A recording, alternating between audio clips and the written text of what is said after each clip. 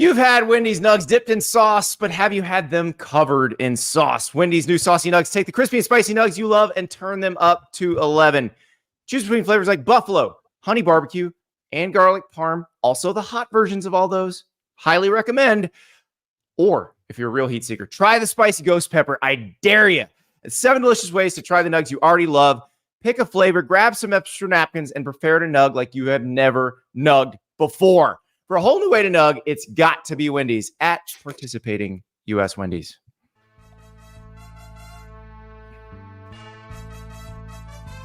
Welcome to Andy and Ari on 3, presented by Wendy's, of course. And I've gotten a lot of messages from all of you over the last few weeks saying, the advertising is working on me. I have been eating a lot of Wendy's Saucy Nugs, and I love them. So there you go. I'm glad. I am glad that you also have discovered the joy of Wendy's Saucy Nugs. The hot honey barbecue, if you're in a little sweet and savory mood, or maybe the hot garlic parm, if you're just going savory. Ari, how are we doing this morning?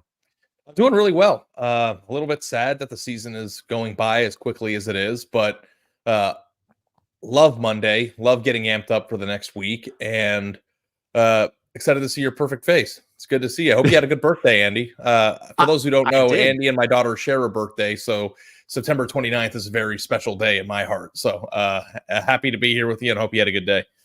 Yeah, I basically watched Red Zone and ate cake, and that's about as good as it gets right there. I had cake for dinner. There was no entree. It was just carrot cake. It was amazing. Me and Nick Saban prefer the greatest cake of all time. And it's producer River's birthday, by the way. It was his birthday. Oh, too. It is. Your birthday, September 29th, too? Oh, wow. I think I knew that and forgot, but now that I really know that, happy birthday, River. Hope you had a good day. I wish that I could have spent my daughter's birthday the way that you spent yours, but it's a little bit different when it's somebody else's. We put together a toy car that they can drive. Have you seen those, like, I don't know what they're called, but there's a pedal. She pushes it. I can control it with a controller so she feels like she's driving, and it's not Power Wheels, because Power Wheels, the kid actually controls it. I had one of those, but it was the 80s, so there were I think it's the new Power Wheels with safety precautions. But I wish you would have been able to have a podcast camera watching me and my father put this thing together on Friday night. It was a absolute shit show, but I'm happy to be here, and it worked, and it charged 18 hours, and she was feeling really good. It was a good day, and I'm super excited to get into this week. And we're about 2 weeks away from the best day of college football on paper. But and you coming to Dallas too. We got the Red River game. That's 2 weeks. But I'm really locked in right now. Well, the thing is, there's no bad college football weekends. And by the way, for those who just heard Ari talking about putting the car together, we will have an off-season segment called Ari Assembles Things.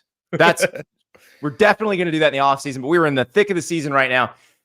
There are no bad college football weekends. And when you look at this slate, you're like, what is the headline game this week? What is it? Because Alabama, Georgia just blew everything off the map last week and actually lived up to the hype. But you also had Kentucky Ole Miss that you didn't see coming. I'm betting there's some didn't see coming in this week of games. Like, there's a few, when the lines came out, I was like, I don't know about that. Maybe Missouri, Texas A&M, where Texas A&M's favored. Maybe South Carolina getting 9.5 at home against Ole Miss. Maybe Auburn getting 23.5 on the road at Georgia. Maybe Washington being favored over Michigan in the strangest national title game rematch ever. Yeah, well, it could be a good bit, Andy, of like, well, the game here the weekend here doesn't have like an Alabama-Georgia game where everybody knows what time to be locked in on the TV and when, right? Like, so the bit should be try to spot the thing that's going to make our jaw drop, because it's not like we're going to get through Saturday and it's just going to be chalk everywhere and everything that we expect happens. Like, somebody's going to lose, something's going to happen. I mean, who's the Ole Miss Kentucky game this week? Could it be Ole Miss South Carolina? It could be again. Yeah. Rutgers Nebraska, I think, is going to be a fun one. We got Ohio State Iowa. Maybe something could happen there. UCF Florida is one we kind of circled a couple of weeks ago. I'm actually a little. We'll get to it. We'll pick the game, but I'm a little more confident in the Gators than I was 2 or 3 weeks ago about this game. But this is going to be, there will be something that when we convene, and I believe I'll be in the Ben Hill Griffin Stadium press box on Saturday night when we convene after the games. And it could be very, very strange because we haven't gotten, well, I mean, we did. We got a 17.5 point favorite winning last week. So will we get a 3 touchdown or 17.5 point underdog, winning last week? Will we get a 3 touchdown underdog that wins the game? Okay, I'm going to throw one out there that's going to go a little haywire. Are you okay? You ready? I'm ready. This one, get locked in for. Are we going to get some Florida State Clemson grab ass, Andy? Like, is there I think the spread there is 14.5. Throw it on the screen. Clemson at Florida State. Let's pick it right now. Florida State is more than a 2 touchdown underdog at home. And if you told me that in August, I would have said you were insane. If you told me that after the Clemson-Georgia game, before the Florida State-Boston College game, I still thought you were insane. Now I don't think that's enough. Yeah, so here's the thing. There's 2 lines of thought, and I think I know which way you're headed, and I know which way I think I'm leaning. But is Florida State just a pulseless, dead being now, or at home in a season where everybody has basically forgotten about them? They got their butts kicked against SMU this weekend, and we didn't even talk about it on the show, so that's where we're at with Florida State. Like, is there a dead cat bounce? Like, is there a chance that this team can put together its best 4 quarters of the game of the year at home against a team that we have gone the exact opposite way with, which was leaving Clemson for dead at the beginning of the year and coming all the way back around and saying that this team could win the ACC and potentially win a playoff game or 2. Like, is this game just exactly what we think it is? Resurgent Clemson going into Tallahassee against a team that is flat, fans are checked out, or do we feel like there's a chance of fireworks here? I have no clue.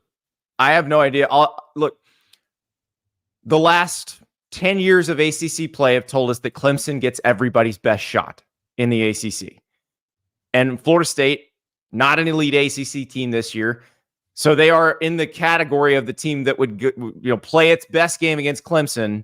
And obviously this is DJU against Clemson. There's a lot going on.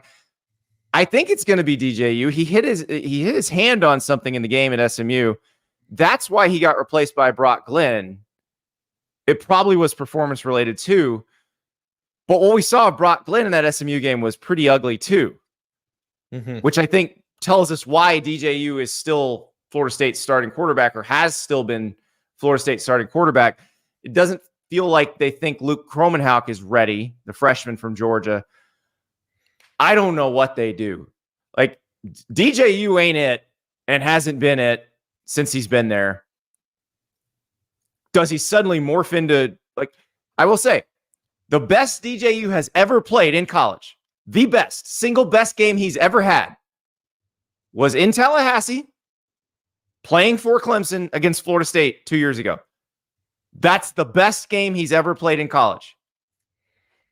Does that come back? Like one magical miracle game. That's the only way Florida State even covers the spread, much less wins. Yeah, well, the thing with Florida State is that what was the analysis, and I know it feels like ancient history now, but what was the analysis that we had before the year of, like, this team could be an ACC favorite? Like, because I don't even know which players you point to on this Florida State team and go, this guy can wreck the game. Like, and that's the thing. You thought it was going to be their D-line. Like, you thought their D-line would wreck the game, and they haven't. Like, Darrell Jackson and Farmer and Marvin Jones Jr., Patrick Payton. Like, you thought those were the guys that were going to wreck the game, and they haven't wrecked anything.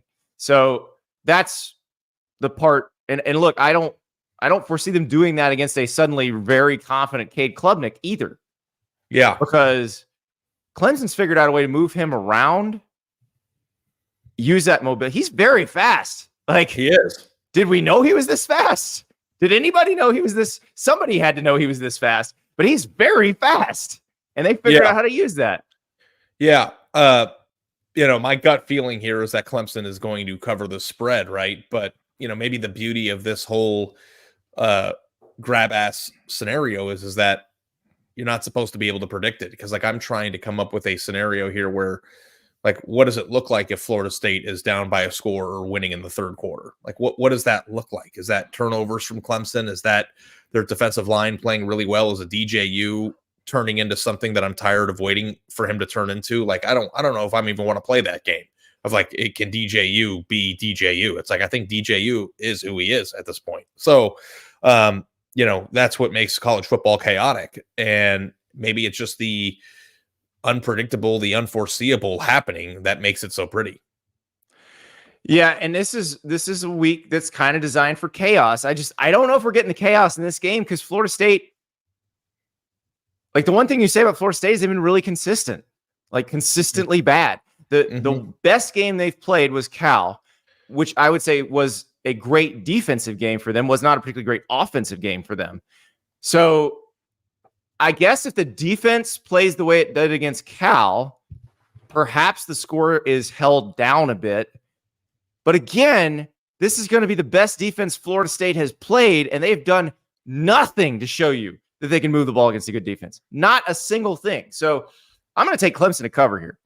Yeah, I think I am too. But I certainly feel like this is about as interesting of a Florida State game as we'll get for the rest of the year. So if you have any desire to watch this team, or to just out of morbid curiosity to see if there is a pulse there, like this on paper was going to be one of the games of the year. Like this, we thought was going to be the game that we were talking about for 30 minutes on the show. You know what I mean? Like a month ago. So I'm definitely going to lock in and watch this. I think Clemson is also going to cover the spread. I don't know that I believe that Florida State can get a first down or do anything functionally. But, if there is oh my God, I can't believe this thing happened on the weekend that we're not seeing coming, like this kind of strikes me as the type of game that could fit that mold. Rod Smith in the chat. Can we hear about Syracuse at UNLV, please? Yes, we can. Of course. But first, we got to talk about PrizePicks. Download that app. Use the code Staples. Play $5. Get $50 instantly. How does PrizePicks work? Well, you're picking squares. So you've got a player, and they've got a number attached to them. We talked a lot about the Miami-Virginia Tech game last week relative to PrizePicks. And I'm telling you, the folks at PrizePicks hit that nail on the head. Because what did we tell you? Miami may win this thing, but they're not going to run for much, but they're going to throw for a lot. And they got the Damian Martinez number was 61.5. He gained 60 yards. The Cam Ward number was 314.5. He threw for 343. His demon square was 349. So they were just right on it the whole way. So a lot of fun. Now, the college football board has not yet been populated for this week. It will start to get populated as the week goes on. So check back Monday night, Tuesday morning, you'll start to see some college football stuff. That UNLV Syracuse game that we're about to talk about will be one of the first ones to hit. So maybe your first Malik Williams square. But 2 Monday night football games tonight. They also have the NFL. Let's not forget. So you've got the Titans and the Dolphins. You've got the Lions and the Seahawks. So maybe you got some strong thoughts about Jared Goff. Maybe you got some strong thoughts about Snoop Huntley starting for the Dolphins. Go to PrizePicks. Use the code Staples, play $5, get $50 instantly. All right, let us move to Las Vegas. We talked all about UNLV last week off the field. UNLV goes on the field. Malik Williams makes his first start at quarterback, replacing Matthew Sluka, who pieced out last week. And UNLV played its best game of the season. 3-phase win. They were awesome. Malik Williams was incredible throwing the ball. Well, efficient throwing the ball. Very good running the ball. Ricky White III, their star receiver, suddenly, he's back because somebody's throwing him the ball. UNLV is a 4.5-point favorite against Syracuse and Kyle McCord, who's been lighting stuff up this year. What you got in this game, Ari? Okay, Andy, before we break down the game, can you walk me through just how to feel about something when it comes to UNLV? So, now that we have more context of what happened with Sluka, what is your take on on his decision now? I said it last week, and I stand by it. They overplayed their hand. They did not realize how close he was to not being the starting quarterback at UNLV. Or maybe they did. Maybe they thought he was going to get benched. But either way, Malik Williams is probably the better quarterback for this team, this offensive system, whatever it is. And that was not the time to make a leverage play. Unless they just thought he was getting benched. So the more I think about it, and based on all the stuff that Pete Nakos gathered and you saw in the different stories and talking to some folks there, I think if I wanted to assign blame in all of this whole situation, I'm going to put the bulk of it on Matthew Sluka's agent, who blew it pretty much for months. Like, should have gotten something in writing, should have negotiated earlier, should have understood how the rules worked, and should have had a better sense of what the situation was in the locker room. Missed on all fronts. Missed on all of them. So Matthew Sluka is going to look bad in this. Like, because if Malik Williams comes out on Friday night and balls out the way he did on Saturday, when Matthew Sluka starts going to these other teams, they're going to be like, whoa, wait, maybe we should just go for the other guy. Andy, because the reason why I ask you that is that, like, I'm having a hard time in terms of like how to view the player, Sluka himself. But I do feel like it's moderately amusing that UNLV has now become America's sweetheart, when really what happened here was that a player thought he was getting something, whether he got to that idea or not through dysfunction or not. Like, and UNLV did not deliver on the thing that the player thought they were going to deliver on. So, like, just saying that alone, it's like, why is UNLV now the team that everybody in the country is rooting for? And now Sluka's at home and probably dying a slow death looking at Twitter and seeing Malik Williams play. Yeah. And it's just like such an interesting scenario, because it would be so easy to dislike UNLV for promising something that the player never received. But on the other hand, like, this has galvanized the entire college football world into rooting for this pesky group of 5 team in Las Vegas, who legitimately has a chance to make the playoff now. Well, it is kind of like a weird to watch. Like, they are, yeah. But it's just kind of like a weird dynamic, because like you would think that, you know, if either the player was the villain or the team is the villain, and actually it turns out that I don't know that anybody's actually the villain. But UNLV has become like the team that everybody is rooting for and watching as a result of something that was pretty dysfunctional. I go back to the Jaden Rashada situation with Florida. Like, what do we have in common? Like, what are the biggest NIL? I don't know if scandal is the right word, but the biggest NIL mess up stories have in common. Yeah. Everybody's stupid. Like, everybody involved has no idea what they're doing. Like, that's the common thread. Like, an assistant coach offering money he wasn't authorized to author, an agent blowing it at every possible juncture, a player either taking bad advice from the agent or just not understanding his own situation. Like, all of it, everybody messed up. Yeah. And I guess that's kind of what happens when you're in an unprecedented time with people who aren't qualified to broker. I mean, the fact that nothing was put in writing strikes me as something that, like, a mistake that a 10-year-old would make. Like, I have no idea how you could even get to the point where nothing was. Like, I wouldn't even. This is why I lump all the blame on the bulk of the blame on the agent. Like, that is your fault. A couch delivered to my house without getting paperwork signed. Like, I mean, like, it's like very, like, when you're talking about any amount of money that's important figure, like, you're writing it down. So that bizarre. So, okay, do you want to talk about the game? I just think it's crazy. Like, I find myself, and I found myself rooting for UNLV on Saturday. And you want to know what the actual root of the reason why that is, Andy? Yeah. Is that there are a lot of players on that football team that have nothing to do with this. There are a lot of people who want to make the playoff and to do something that UNLV has never done, that are kind of caught in the crossfire of this mess up. And I can't help but think about the left guard on UNLV's team, or the backup linebacker who plays 10 snaps a game. How about Ricky White III, who's a legitimate NFL player who had a chance to go anywhere he wanted to this offseason, who stayed at UNLV for a special season, what was not getting the ball. Like, he did drop a pass in the Kansas game, but he had, I want to say it was something like 4 catches for 15 yards in their 2 FBS wins prior to Saturday, and then he breaks out Saturday. Like, I don't. That guy didn't do anything to deserve what was going on and what happened there.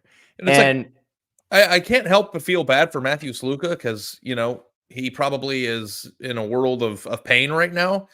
But I am finding myself rooting for UNLV. Like, I am rooting for them to continue this run.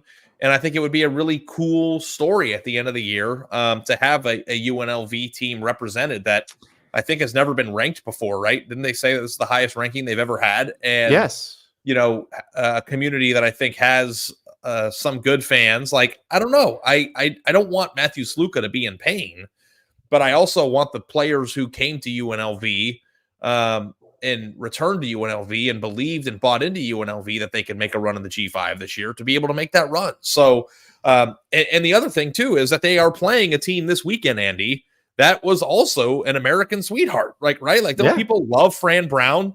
People were rooting for Kyle McCord. I think people are rooting for a team in the ACC. I mean, like, if Syracuse would have just held on to their one loss, instead of blowing it in the last 10 seconds of the game, they'd be undefeated, and this game would be the game of the weekend.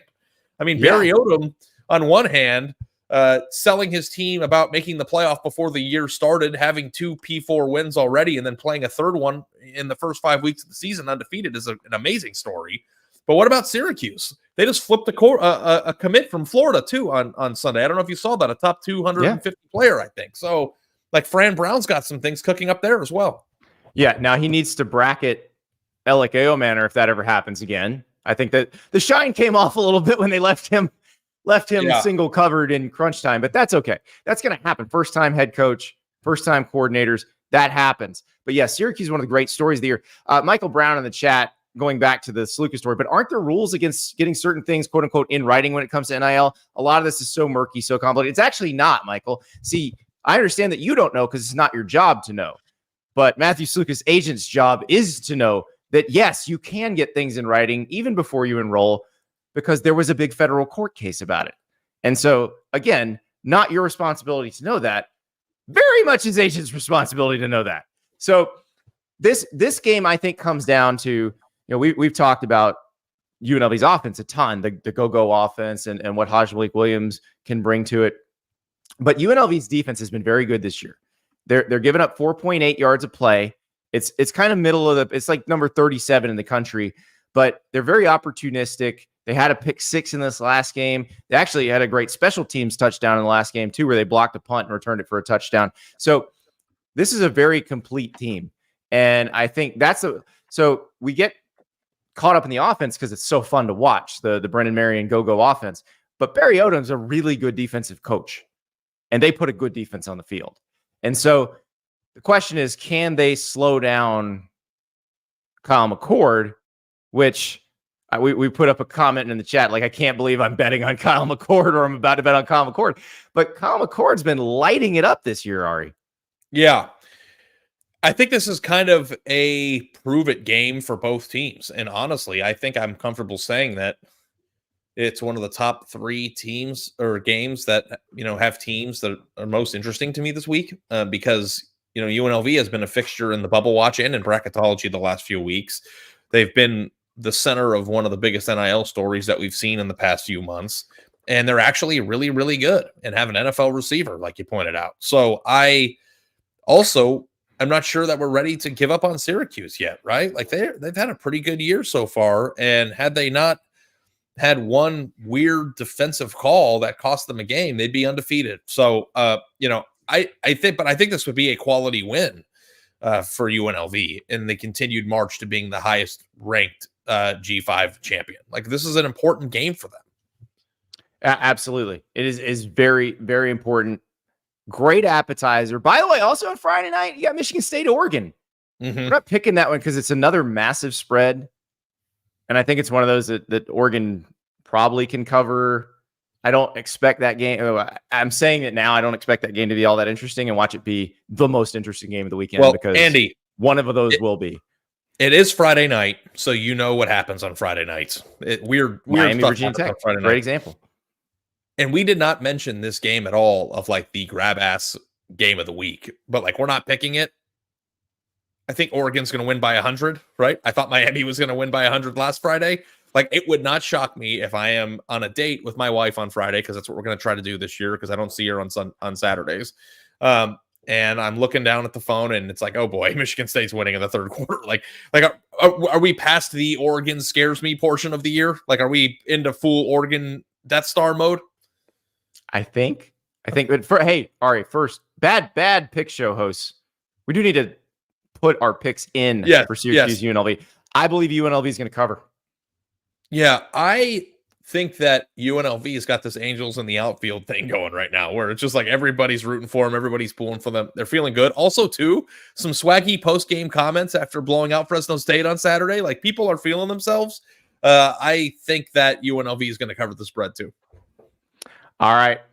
We're headed to the SEC next, but first, I'm going to tell you a little bit about Huel, which is my breakfast this morning.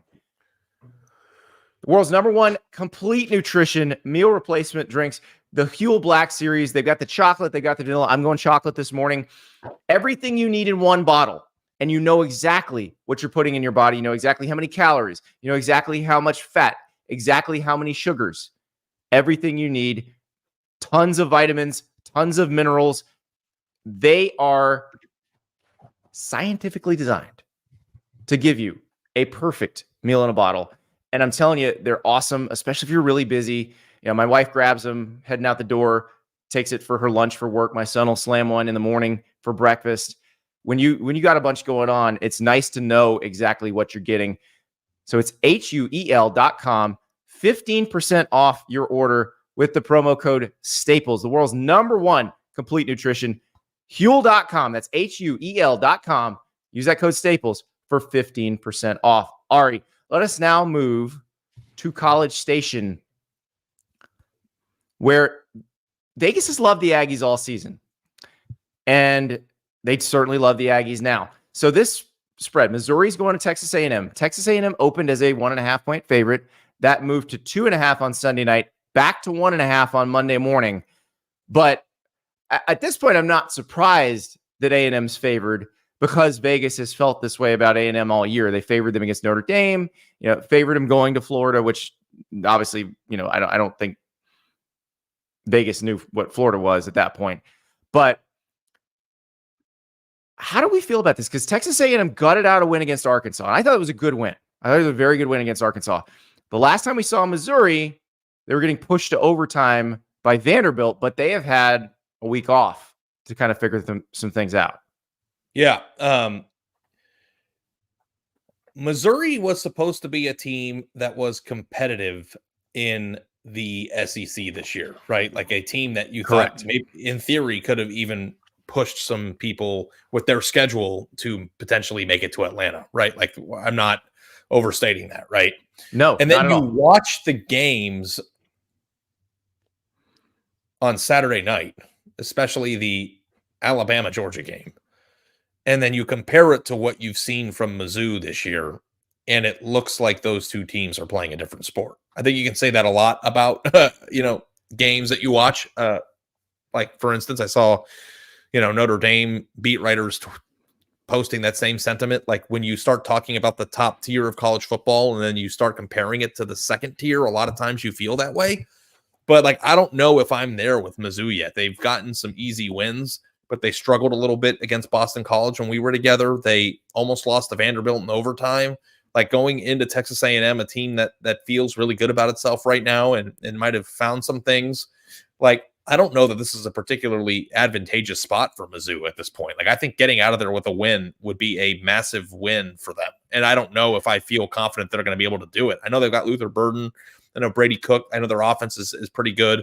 And I think that they should be able to stop Texas A&M to a certain extent. But, like, I don't know if I, look at this and go, wow, Mizzou, a team that we had in the top 10, even if Texas A&M is this 8-4 team that everybody makes fun of them for, like, going into Kyle Field playing an 8-4 team isn't a layup win for Mizzou right now until they prove it. The other thing is Texas A&M need to beat Mizzou to be 8-4.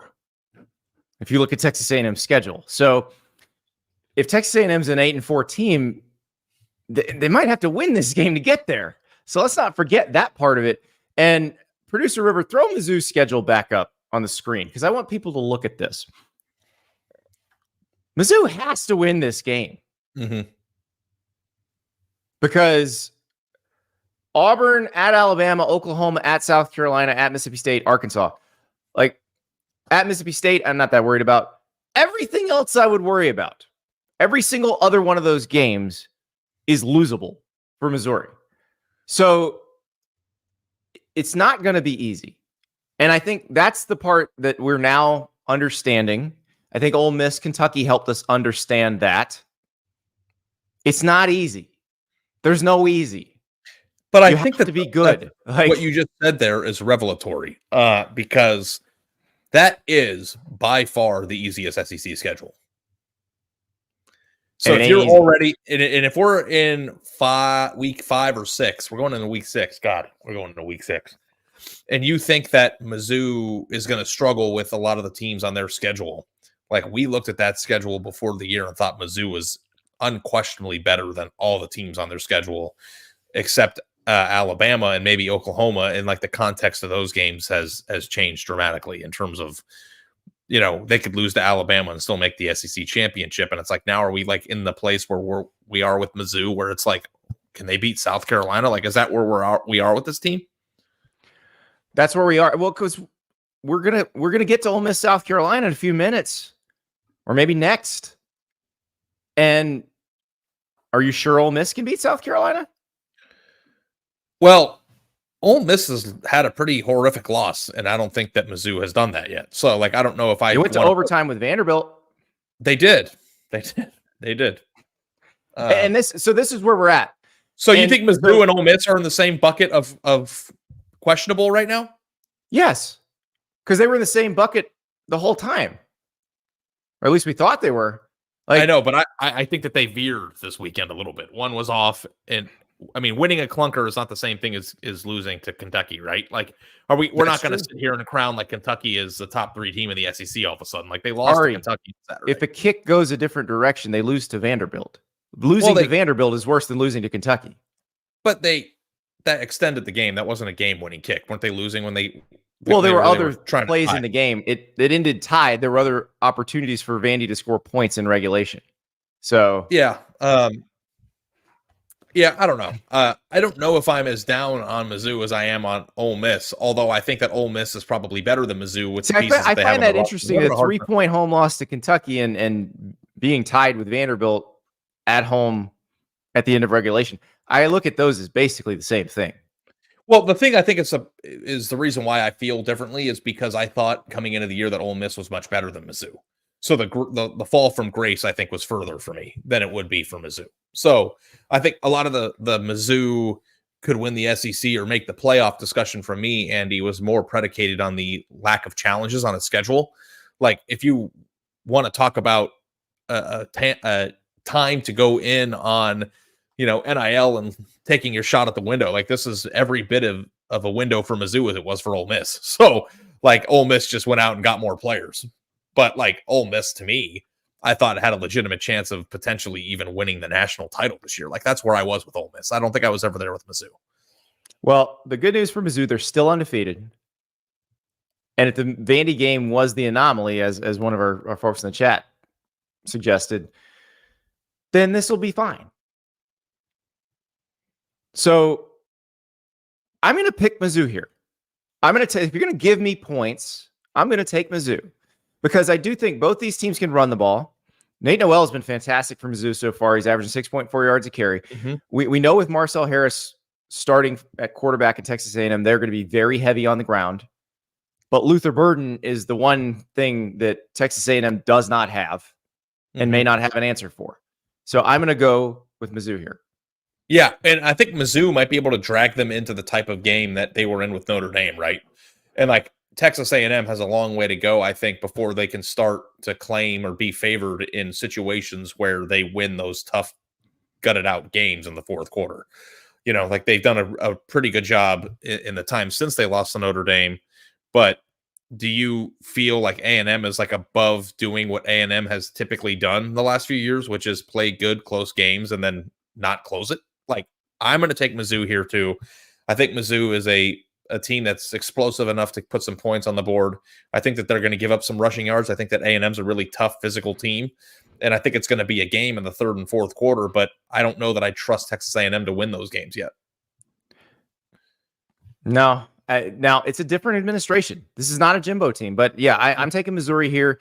Texas A&M needs to prove otherwise. If Texas A&M gets dragged into that kind of game and wins it, we can have the discussion about how different is Texas A&M under Mike Elko. I think that's in fairness, it is important that I point out that like A&M did just win a game like that against Arkansas this weekend, right? True. Like they did play a close game against a team that I think is underrated. I think you agree with me with Arkansas. Like people view them as they stink. I don't think they stink. So A&M has done that. So like if A&M is in a position to beat Mizzou this weekend, I think that would be a huge lift to their program. I think Mike Elko could be the mayor of Texas if he does, or a mayor of College Station if he does that. I was going to say, Steve Sarkisian probably has a good chance at a bigger office in Texas right now. But when you think about it, though, Andy, like the things that have ailed A&M for as long as they've ailed them, like it kind of felt very Jimbo-y the way they lost to Notre Dame, right? Like, so for them to get off onto a better tangent, you know what? It hit me. I'm changing my pick. I'm going A&M. Yeah, I'm going A&M here. Like, it is a different administration. A&M is at home. They play a tough physical brand of football, and they have a head coach who has won a close game against a tough SEC opponents. Why not A&M? I understand your reasoning. I'm going to go with Missouri for the reasons I said. I think these teams are actually pretty similar in terms of how well they play on the ground. I just think Luther Burden is the part that A&M had, like I said, does not have an answer for. So we'll see. But I think this is going to be a great game. I can't wait to watch it. I'm very excited for that one. Would you like to go to the Missouri-Texas A&M game? You can get tickets. Yeah, it's sold out. But Gametime has tickets for everything. So you want to go to Missouri A&M? Do you want to go to Auburn, Georgia? Do you want to go to Iowa, Ohio State? Gametime has the tickets. Maybe you want to go sailgating in Washington and watch the Michigan-Washington game. Go to Gametime, download the app, redeem the code STAPLES to get $20 off your first purchase. Terms apply, of course. But they have tickets to everything. Use the GT Picks feature, and it shows you the best seats, best prices relative to the market. You know you won't be wading through a bunch of stuff. You won't have to worry about whether you're getting the best deal. You are getting the best deal with Gametime. Redeem that code STAPLES, $20 off your first purchase. Terms apply. Ari, let us move. Well, let's stay in the SEC for now. Tennessee going to Arkansas. When last we saw the Vols, they were actually fairly close to Fayetteville. They were in Norman, winning. Big game. We said this is a huge, monumental watershed type event for Josh Heupel and his program. Now Tennessee goes to Arkansas as a 13.5-point favorite. The ghosts of Clint Sterner, and I say Clint Sterner's still alive. He hosts a radio show in Houston, but he had that fumble in 1998 that saved Tennessee's national title season because Arkansas pushed that Tennessee team to the brink. Can this Arkansas team pull the out? Is this the game that drops our jaw? Andy, here is the question for you from the chat. Run with it. This one right here. From Nate Lovell. Is Tennessee more like Bama and Georgia or more like Ole Miss? Wow, what a question. That's Nat Lovell. Nat, the question of the week. Wow, because this game would answer that. Like if they're like Bama or Georgia, they cover this spread. They make this look easy. If they are not, this will be hard. Well, what do you think? Because I left Oklahoma really impressed last weekend or 2 weekends ago. I think that Tennessee is good enough to win or to be in the mix to win the national championship this year. But I don't know if you feel the same way. And I think I'm probably going to write a column about this when we're done here for today. But did watching Georgia and Alabama play the game that they played change your perspective on the rest of the sport. Like, I think there's only one other team that I've watched so far this year that I think could have hung in that game. Ohio State. Mm-hmm. So you just discovered that Georgia and Alabama have better players than everybody? Like, no, it was in the year of our Lord 2024. Andy, you know how I am. You know who I am. I know what talent like. It killed me last year. What do you think? Like, I'm like, this is new to me. Like, but I'm saying, do you think Tennessee is built to exist and win in a game like that? I think they're building that way. Like, when you have a commitment from the number one offensive tackle prospect in the country, like, you're working on building that way. Does Tennessee have a top to bottom roster that matches up with Alabama and Georgia? Not yet. Does Tennessee's first 22 match up with Alabama and Georgia? They're getting close. They're pretty close. And I think that's the thing. This game will challenge Tennessee's defense. This is what we liked what we saw out of Tennessee's defense against Oklahoma, but Oklahoma had a ton of injuries at wide receiver. We're not sure about their offensive line. Taylor Green has been a very dynamic quarterback. Jaquindon Jackson is a great running back. They've got some good receivers, and Bobby Petrino is an excellent play caller. This will test Tennessee's defense. If Tennessee's defense shuts down Arkansas's offense, then I think we should feel pretty good about Tennessee going forward. I'm going to take Tennessee to cover here, Ari. Yeah, I'm not going to get off the Tennessee bandwagon because we haven't seen them play in 2 weeks. Like, I think that when you look at the defensive line, I think, Pierce is going to be potentially the number one overall pick in the draft this year. I love the growth that Nico has had. I think that the bye week came at a perfect time for Tennessee to kind of decompress from that emotional win. I think Arkansas is a very good football team, and I don't know that I believe that Tennessee is going to humiliate them. But I do think that a 40-20, 44-20 type game or 39-20 type game, comfortable cover of a 14.5 point spread, I think is what I think, but I don't think it's going to be an absolute annihilation. If it is, then Tennessee's, I've got them number 3, man. So I'm talking about the team that I think is one of the best teams in college football. And, I wrote a column off of the Oklahoma game that this team is in a position to do some things that is not that they weren't built to do 2 years ago with the Hendon Hooker team. Like, I truly believe that. So that's where I'm at. All right. So we've both taken Tennessee to cover. Let's move out of the SEC for a minute. Let's go to the Big Ten. There's some very intriguing Big Ten games. Now, we always pick the Iowa total, but this one we're picking the spread too. And we were talking about this before the show. This is the first Ohio State game we're picking this year. Yeah. This is the first time an Ohio State game has been interesting enough to pick. Now, we were going to pick it no matter what because we always pick the Iowa total. This is still a 20.5 point spread. Do we have any doubt that Ohio State's going to cover here? None. I don't really have any either.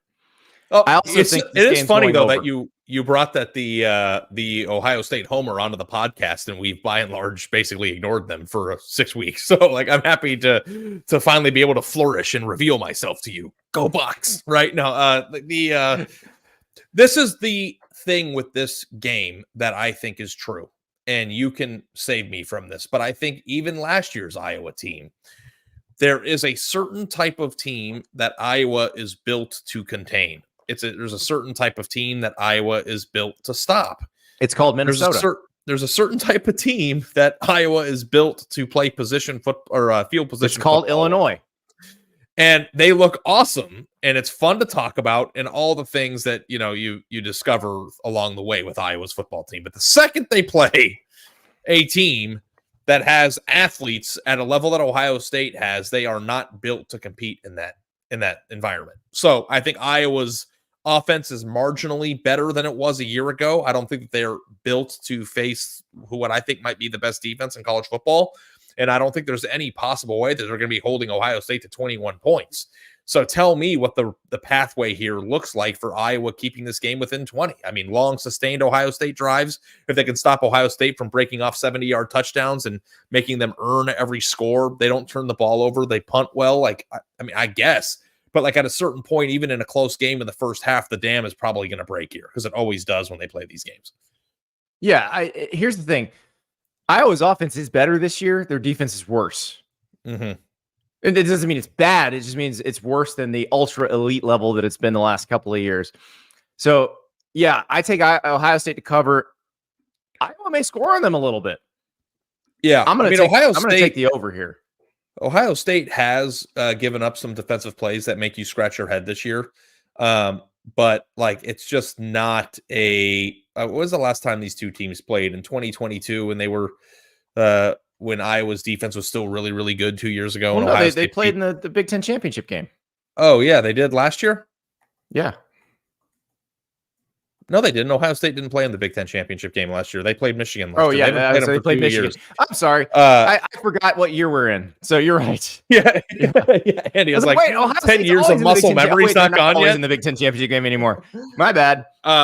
But you can actually use the Michigan game as a example of what I was going to say. They lost 26-0 and couldn't score. So I think that, like, they are much better offensively, but I don't know if they're better enough to anticipate they're going to go score 21 points on this team. Like, Ohio State's defense is nasty. So, like, I think that might be a close game. If you want to bet Iowa, maybe do it for the first half, for the first few quarters, and then I think Ohio State's going to, win something like 42-14 or something like that. Michael Brown, Ohio State 30, Iowa 14, which would, of course, would put it just under. The total is 44.5. It did, and the cover. It went up. It went up a day, 1/2 a point. Or it went up maybe 1 point since it opened, because Vegas has figured out that Iowa is now an offensive juggernaut, or at least a little bit better on offense. But also, too, it's 1,000% in the realm of possibility that Ohio State could cover this over-under by itself. Absolutely. And that's the other reason why I'm going over. Ari, what do you got, over or under? I think over. I think Ohio State's going to score a lot, and I think Iowa might score a little. Yeah. Let's go to a game where I don't think anybody's going to score a lot. Rutgers headed to Nebraska. Nebraska had their get-right game against Purdue. And it took a half. Had a 0-0 score at halftime, but they ended up winning 28-10. Rutgers, meanwhile, beat Washington on a Friday night. Very fun game to watch. But this game, I think, is going to be a slobber knocker. The total's 43.5. I will take the under there. Nebraska is a 7.5 point favorite. That feels like a lot of points in a game that's not going to have a lot of points. Do we have to sit down and talk about Rutgers and Indiana at some point? Like, I don't know. Like, Rutgers is an undefeated team, and the last time they were undefeated, I think, was the 2012 season under Greg Schiano, where they won the Big East, or whatever. It's been 12 years since that happened. I was very high on Nebraska and Dylan Raiola 3 weeks ago, and they had their Friday night debacle, and I don't know how much that changed, Andy. Like, I don't know that I think that Nebraska all of a sudden is the old version of itself. I think it lost a game to a tough team. Now, we learned a little bit more about Illinois this week, too. I thought they hung in there pretty well with Penn State, though they're not in the same class. I don't know that we thought that Nebraska would be in the same class, but that doesn't mean that I don't think Nebraska can beat Rutgers, right? Like, Rutgers has one of the best running backs in college football, pounds it out, and will be able to control clock. If you don't think there's going to be a lot of points in this game, I think the game will be in question in the second half. I think that getting 2 scores for Rutgers feels pretty comfortably, but I think that Nebraska's probably going to win this game. Yeah, this is what I'm trying to figure out, is how close this thing is. I think we are sweating this thing out in the fourth quarter. I think, because Rutgers defensively, I have a lot of faith in them. Kamanangai, the question is, can they get him going against the interior of that Nebraska defense? Because this is the best interior defensive line that Rutgers may see, because Rutgers doesn't play Michigan. So do those big guys in the middle just blow things up and make it hard for Rutgers to move the ball at all? Because I think that does change the math on it. Because I do think Dylan Raiola is gonna be able to hit some things down the field. Nebraska may be able to hit a big play or two. I don't know if Rutgers is going to hit any big plays, if they're going to have any explosives, or they're going to have to just grind it out the whole way. So that's... Well, Rutgers is a smash mouth, grind it out team. And I think that works. They're built for that, but Nebraska can do that too. Yeah. Like that's the problem, is what Nebraska I was going to say as well as they can. What I was going to say was that when that's who you are, like Nebraska's not a great style make fight game for you. Like, you have to have some sort of explosiveness, some ability to create some plays in the passing attack. And I just think that Nebraska has an extra element there, especially at the quarterback position to get that done. I don't know that they're going to win by 2 scores though, Andy. Like, right. I think I like Rutgers to cover the game, but I think Nebraska to win. I'm going to take Nebraska here because I'm going to go all in on what we've been saying. This is not the old Nebraska. This is the old Nebraska. This is definitely a 1-score game. Regardless of who wins, it's a 1-score game. But I'm going to say Nebraska, not the old Nebraska, figures out a way to pull away. And I don't mean pull away by a lot because, again, I think the old Nebraska is losing this game. Well, the old Nebraska is losing this game by missing a field goal at the end or by just some sort of crippling turnover that allows Rutgers to punch in the game-winning score. Like, yeah, that's how the old Nebraska would lose. I think they're beyond it. But so I'm going to show faith in the new Nebraska and say they're covering this thing. I don't want my Rutgers pick for people to think that I think Nebraska's the old Nebraska. I think that if they're in a tie game in the fourth quarter, then Nebraska wins by 7 or 3. That is the new Nebraska. That's the opposite of the old Nebraska. Yeah, that wins in that environment. So, like, I think that, I'm comfortable with getting 2 possessions here with Rutgers, but I also think that Nebraska is going to win this football game. Well, I cannot wait. That's another. This is what I've been circled or have had circled for the whole season. Like, I just think it's going to be a really interesting game. One more in the Big Ten, and then we'll head back to the SEC. It's weird saying this is a Big Ten game. Ari, this is a rematch of the national title game last year that will look nothing like the rematch of the national title game. None of the players are the same except for the Michigan defense. Like, Michigan goes to Washington. Washington is a 2.5-point favorite. And so the line opened, I believe Washington was favored by 1.5.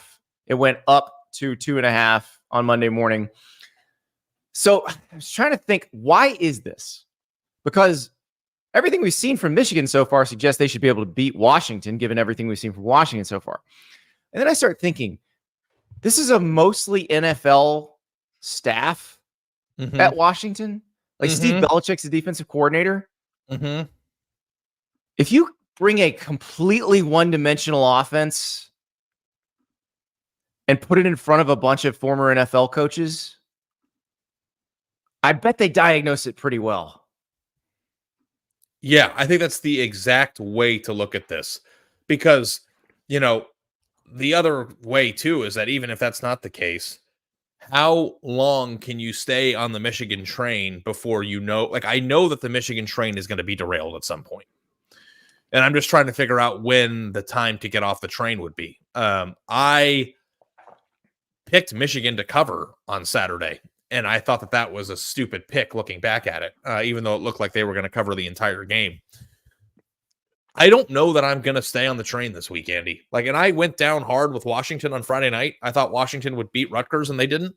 And they had a really hard time scoring, and for whatever reason, statistically dominated the game, though. Like, it's one of those box scores. Because I remember you saying, this is kind of a whale play. There's a lot of folks in Vegas who we have to relive this game. Do we have to relive this right now? That was the worst night of my life. Okay. I know, but listen, your analytics were sound, though. Like, the box score said that I'll just call my bookie and tell him that the analytics were sound, and maybe he'll give me the money back. The scoreboard did not say that, unfortunately for you. But no, but you do look at the box score, Andy, and you see a 300-yard Will Rogers performance, and Coleman rushed for 150 yards, and they scored 18 points and lost to Rutgers on the road. But see, here's my problem. If you do that against Rutgers and you only score 18 points, you're not gaining all those yards against Michigan. And this is the part where I, deviate from what I just said about they've got all these NFL coaches. I think schematically they're going to figure something out. The problem is, I don't know how many NFL players Washington has on their defense. Yeah, I do know Michigan has a lot of NFL players on its offense. Like, it may not be the greatest offense in the world, and Alex Orji's not an NFL quarterback, but the other 10 guys might be NFL players. So that's the part where when you move from the NFL to college, you have to be able to overcome. You can scheme something up great, and they just might out-athlete you, and that's what Michigan may do here. But I do think it'll be interesting to see what Washington does defensively against Michigan, because there's a lot of brain power on that side that has looked at a completely one-dimensional offense. Do they force Michigan to try something different, to do something different? And we've said this. Michigan did a great job. Congratulations beating USC. You did what you had to do. You were lucky that you played Minnesota. That was the one team you could get away with it against again. Now you're going to have to figure out how to do a little more. But the talent gap may allow them to do a little more. We'll see. I will take Michigan here, especially if you're giving me points. I'm getting off the train. I like Washington. And also too, are we going to talk about the travel stuff? Like, is like Washington having to fly across the country to play Rutgers last weekend and fly all the way back at home, and now Michigan's got to get on an airplane? Like, do you think that that's going to have any impact or material impact on these games? Like, how far? You ever flown a charter flight, Ari? No, but I have been on a JSX flight though. I don't know what that means, but JSX is like the smaller jets that are like, like a little quasi-private. Yeah. I got you. Yeah. So a charter flight's like flying commercial, except you don't have to deal with all the airport BS, and it's great. You get on the plane, you sit there for a few hours, and you're there. So I think I've flown from Detroit to Seattle before. It ain't like you're just sitting on a plane for 4 hours, 5 hours. Like, it's fine. It's not the end of the world. Yeah. So this will be, I don't think the travel piece of it will matter much, but I do think the scheming up of an offense that now we've had 2 weeks of film on, I'm fascinated to see that. Like, what ideas do they put forth? Because they may or may not have the players to execute it. But I guarantee you everybody that's got to play Michigan going forward is taking notes about what these guys come up with to scheme them up. Yeah, I like Washington for the reasons that you outlined. Okay, I like it. I'll still take Michigan for the reasons that you consistently outline every day that I've known you. Pure stars matter game. Hurts you, doesn't it? I mean, I'm obviously wrong. Yeah, I mean, I've been wrong. We're talking about a team that won the national title a year ago that didn't fit. You know, I'm in a pretzel, man. I gotta go see somebody.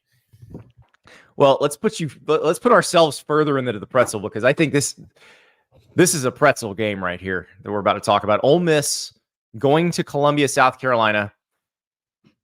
How is Lenora Sellers' ankle? I think this is if you could just tell me now, and I doubt Shane Beamer is going to volunteer this information at all this week. There is an availability report that'll come out Wednesday night. I suspect Lenora Sellers will be on it, but will be in a not out. It will be, one of probable, questionable, doubtful. Probably probable or questionable. If you could tell me his ankle's fine, I'm just taking South Carolina, no questions asked. Give me 9.5 points. That's easy. If he's not, if it's Robbie Ashford, I have many more questions. Yeah. So this is a Ole Miss discussion. Like, are you just out? No, not out yet. Because I do think what Kentucky did to them. Now, South Carolina, with those defensive ends, with their edges, they're as good as a lot of teams that you're going to see. Their edges are as good as a lot of elite teams' edges. And that's tough.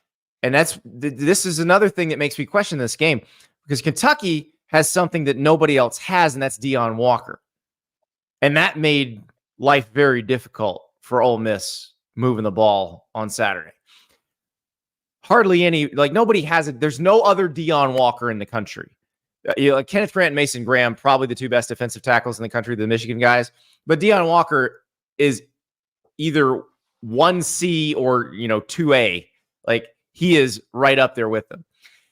And if you've got somebody like that, you can have all the talent in the world, and sometimes it doesn't matter. Do those South Carolina edges make that big of a difference? I don't know. Because there's going to be a game where Ole Miss just comes and rips off 45 points on some team that we think is going to play close. I'm happy you said that because, I was like, a lot of people in the chat too. I noticed too. I'm tempted to just hammer South Carolina and get the points. It's like I don't know if I'm to the point where I don't think that I'm going to look at a box score on Saturday and see that Ole Miss scored 58 points. You know what I mean? That is still on the table. If you hit the algorithm right, but they're off to the races. So, we have to just rewire our brains. I keep saying this. We have to rewire our brains. This is not 2019 anymore. Ole Miss is still a team that is firmly in the playoff mix, and they are not dead. And they have a very talented offense. They've got a great running back. They've got one of the best receivers in college football, who I don't think we talk about enough. Trey Harris is an absolute dog. Obviously, the game plan is going to be to stop the run and to get the Jackson Dart. I think they'll be able to do that to a certain extent, but I do think that it's very easy to overreact to what happened to Kentucky. Just assume that South Carolina has got enough talent to keep this game close at home, and that Ole Miss is going to have a hard time scoring. But Ole Miss also going to be up 21-0 in the first quarter. I still think that that's on the table for them. Well, also, if Sellers is not playing or is limited, South Carolina's offense is very limited. If Sellers is playing, South Carolina becomes a very difficult team to stop if he's playing and fully healthy. Because you saw against Kentucky how hard it was for Kentucky to deal with him. You saw in the first half of the South Carolina LSU game what that guy can do. Because South Carolina at that point was like, we're a triple option team, and we're going to use triple option as our play action when we throw. And that is terrifying with Lenora Sellers. Just terrifying. So that's the part that I just don't know what's going to happen. And anything I say right now is going to be a guess at that because I don't know where his ankle's at. We did see South Carolina against LSU gave up 285 passing yards to Garrett Nussmeier. Now, he only averaged 7.1 yards per attempt in that game. He was not super efficient in that game. So I'm telling you, Ari, look, part of this is just a guess on Lenora Sellers' health. Because if I'm wrong, I'm going to be real wrong. But I'm going to say he's all right and ready to go. And South Carolina covers the spread. You're going to give me that many points at Williams-Brice against a team that's a little bit shook after last week. I'll take them. I'm going to go Ole Miss because this is just the theme of the show. You and me are on the opposite of just about every game we've picked so far. I get a fade public perception and even my own perception. My thought would be wow, we just watched this team struggle and lose to Kentucky. Now they're laying 9.5. That's not analysis though. That it doesn't work that way. I've lost a lot of money thinking that way. And I just think that this team with the players that they have are 10 points better than South Carolina, even on the road. We'll find out. We will find out. We're coming on the opposite side of a lot of these. I don't know where we're going to come down on this one. This one's hard for me. Auburn, Georgia. We've talked so much about Auburn. Obviously, we always talk about a lot about Georgia because they're one of the best teams in the country. Georgia is a 23.5 point favorite. Now, this game is in Athens. If this game were in Auburn, I'd look at this spread and go, this is an easy Auburn cover. They're going to lose, but they're going to cover. In Athens, I don't feel that way. It's a little bit more complicated than that. The question is, can Auburn even come close to hanging with Georgia? I just think about turnovers at untimely times against Georgia on the road and how that turns into a snowball effect that ends up in a 55-0 game. I don't know. It's not going to be that. I think that Auburn, for the thing that's been so frustrating about them has been that they've looked competent and functional offensively and only shoot themselves in the foot with turnovers. It's not that they're like Iowa from last year. They move the football. They run the ball well. Guys are open. So I think that they'll be able to move the ball, but you can't go on the road to an angry Georgia team. You want to play a Kirby Smart speech? Why don't you play it right now? and turn the ball over and keep a game close. So like I'm on the Georgia side of this thing here. I don't have any faith in Auburn's ability to play a clean offensive game. So here are the scores. So Kirby's first year, which is, kind of the anomaly. They lost to Vanderbilt that year. They weren't great. They beat Auburn 13-7 in Athens that year. But since then, 27-10, 27-6, 42-10. It's not close. Now, here's the thing. Not one of those is more than 23.5 points. So a 3-touchdown win still does not cover this spread. Mm-hmm. So you could have Georgia up huge, put backups in, and Auburn walks through the back door. This is the problem with this. And Auburn also playing pissed in a desperate situation. And Auburn has good players. I'm going to take Auburn to cover here, Ari. Yeah. But does angry Georgia scare you? I don't know if Auburn's playing pissed. Angry Georgia scares me a lot.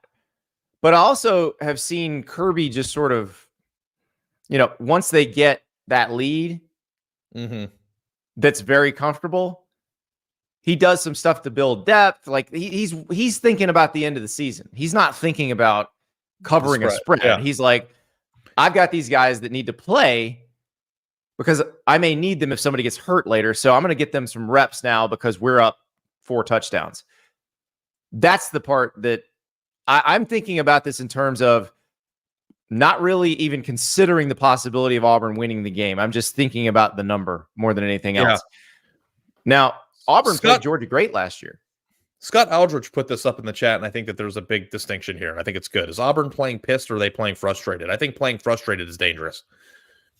I think that playing frustrated is something that can build on you, create pressure, and then cause more bad things to happen. I just can't, in good faith, pick Auburn right now against the team that is as deep and talented as Georgia with their turnover problem. I just can't do it. It's all the factors here, where the game's played, what happened to Georgia last week, what Auburn's going through, the way that the coach at Auburn has reacted to what's going, all these things.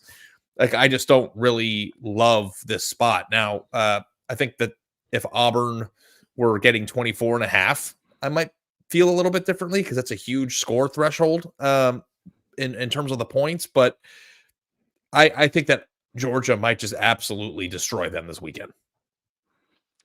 Well, I will go for they can still get destroyed and still cover the spread. So I'll take them to cover. You are not going to take them to cover. 2 more games, Ari. The one I'm going to, which is a not in the grand scheme, very interesting game, but could be very interesting in the wider world. UCF at Florida. Florida is a 1.5-point favorite. If UCF comes in here and wins, I think that's probably it for Billy Napier. I mean, I think the decision's been made, but I think they actually do it if that happens. So the bulk of the team will have played 5 games at that point. Like you can make your move. But if UCF plays the way they did against Colorado on Saturday, Florida can absolutely win this game. Yeah, I'm just going to let you cook. You're going to it. I think that Florida is the play here. So am I wrong? I'll tell you what this game feels like a lot, which the Florida fans are not going to want to hear. It feels like the Florida-Arkansas game last year, where now the difference is Arkansas was coming in. They just fired their offensive coordinator. They had a first-time play caller. But that game went to overtime. Arkansas ended up winning. KJ Jefferson ended up winning in the Swamp. But I think UCF's going to be able to score on this defense. But the reason UCF struggled offensively against Colorado's defensive ends were fantastic playing the read option. So the read option, the way it works is that you leave somebody unblocked and you read them. They were excellent at not giving away what they were choosing in terms of I'm going to go for the quarterback or I'm going to go for the back. You basically run straight at the mesh. And if you're athletic enough, you can cause the quarterback and the running back to have some indecision, and that makes it very difficult. They did a great job of that. I don't know if Florida's DNs, I don't know if Florida's edges are as good as Colorado's. If they are, then they should limit UCF. And I think they can score on UCF. If they're not, UCF was going to run all over them. So I don't really know where to go with it. I think Florida's going to win this game. I think Florida is good enough to win this game. So I'm going to go with the Gators for this one. And maybe a quiet Sunday in Gainesville. I don't know how you feel about that. Yeah, the thing that is interesting to me is that, like, I think this is more of like a symbolic thing, right? Like if UCF was just like Arizona State, like exactly. I think the fact it would that be this totally game, different if it wasn't an in-state team. Yeah, an in-state team that Florida should feel superior to, that's right down the road, coming into Gainesville and winning, I just think symbolically is a dangerous thing. So I think Florida is a team that should probably win this game by 2 points. And if they're not, then the decision's easy. I'm going to take Florida. All right. One more. We picked Miami very poorly last week. We both thought they were going to cover against Virginia Tech. And nope. Friday night, Hokies had something for them. Depending on how you feel about the way that game ended, you may think Virginia Tech won. So Miami now goes to Cal, and Miami is a 12.5-point favorite on the road. College game days in Berkeley, Ari. Mm-hmm. This is the biggest game at Cal in a long time. It is a 10:30 p.m. Eastern time game. It is a ACC after dark. Has Miami ever played a game this late before? Well, you do have to talk about how the Pac-12 after dark spirit has definitely lived on through different conference games, because there's been a lot of crazy stuff happening at midnight or 1 a.m. And I've come to accept, Andy, that I'm not going to be going to bed at any point this season on a Saturday night until 4 a.m. Every weekend. And I was kind of hoping that we wouldn't have a game that would impact the top 10 that starts at 10:30 p.m., but here we are. So, I don't know that they have played a game that starts this late. No.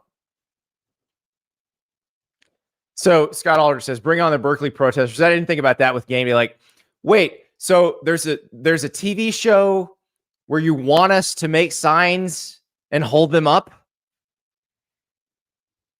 All right, these people were born for this. Yeah, I know. It's the first time they're going. I think there's only 4 teams that haven't gone or that haven't been on College game day. And I can't remember who they are, but Cal, this is their first time doing it. And it's an opportunity to make your statement politically. If you want to do that, go for it. Yeah. Are they going to take people's signs? Like, you encourage them to hold up signs. This is going to be incredible. There's got to be like a save the sea life sign. Like, it's just going to be a bunch of just like, but Miami, electrics, to be fair, it won't be 10:30 in California. No, it'll be 7:30 in California, but body clocks, everybody, body clocks. Yeah.